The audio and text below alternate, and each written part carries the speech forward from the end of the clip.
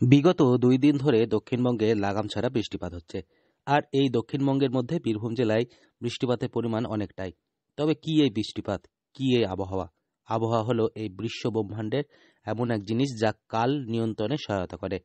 আবহাওয়ার পূর্বাভাস হলো বিজ্ঞান এবং প্রযুক্তি ব্যবহার করে একটি নির্দিষ্ট স্থান ও সময়ের জন্য বায়ুমণ্ডলের অবস্থান পূর্বাভাস প্রক্রিয়ার ফলাফল।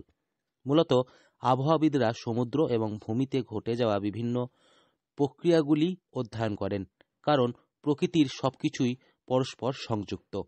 প্রত্যেক দিন আমরা টিভির পর্দায় শুনতে পাই আবহাওয়া দপ্তর সূত্রে খবর আজ আবহাওয়া স্বাভাবিক থাকবে বা আগামী দুদিনের মধ্যে বৃষ্টিপাতের সম্ভাবনা রয়েছে।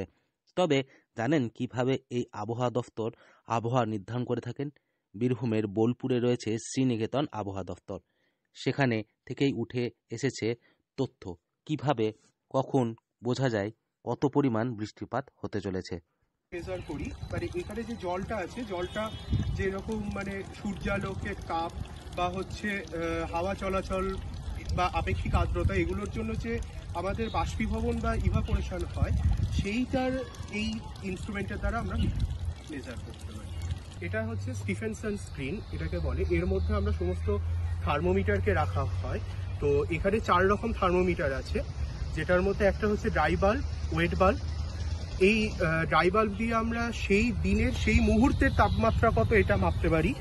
ওয়েট বাল্বের সাহায্যে আমরা ড্রাই বাল্ব এবং ওয়েট বাল্ব এই দুটোর তাপমাত্রাকে ট্যালি করে আমরা এখানে কতটা আপেক্ষিক আর্দ্রতা হয়েছে বা কতটা ডিউ পয়েন্ট টেম্পারেচার এগুলো মাপতে পারি, বা ভেপার প্রেশার কতটা আছে সেটা। আর তার সাথে এখানেও আলিপুর আবহাওয়া দফতরের পর দ্বিতীয় পুরনো আবহাওয়া দফতর বীরভূমের বোলপুরের শ্রীনিকেতন আবহাওয়া দফতর। প্রসঙ্গত সময়টা ছিল ১৯৩০ সাল, তখনও ব্রিটিশ শাসনে আমাদের ভারতবর্ষ। তখনই বীরভূমের বোলপুরের এই জায়গাতে স্থাপিত হয় প্রথম পর্যবেক্ষণাগার। তখন সেটি পিটিও অর্থাৎ পার্ট টাইম পর্যবেক্ষণাগার হিসাবে গণ্য করা হতো। তবে কি সেই পার্ট টাইম পর্যবেক্ষণাগার?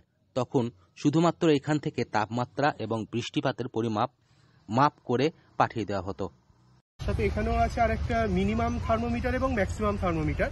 মিনিমাম থার্মোমিটার দিয়ে আমরা দিনের বা রাতের যে নিম্নতম তাপমাত্রা সেটা আমরা মাপি, আর হচ্ছে ম্যাক্সিমাম থার্মোমিটার দিয়ে সর্বোচ্চ তাপমাত্রাকে মাপা হয়ে থাকে। এটাকে বলে স্টিফেনসন স্ক্রিন। তবে স্বাধীনতার পর মৌসুম বিভাগের পক্ষ থেকে বোলপুরে একটি স্থায়ী পর্যবেক্ষণাগার তৈরি করার পরিকল্পনা চলতে থাকে। তবে সেটি বাস্তবায়িত হয় আনুমানিক ১৯৬০ সালে। এরপরেই ভারত সরকার মৌসুম বিভাগের অনুরোধে এখানে একটি ফুল টাইম পর্যবেক্ষণাগার স্থাপন করেন।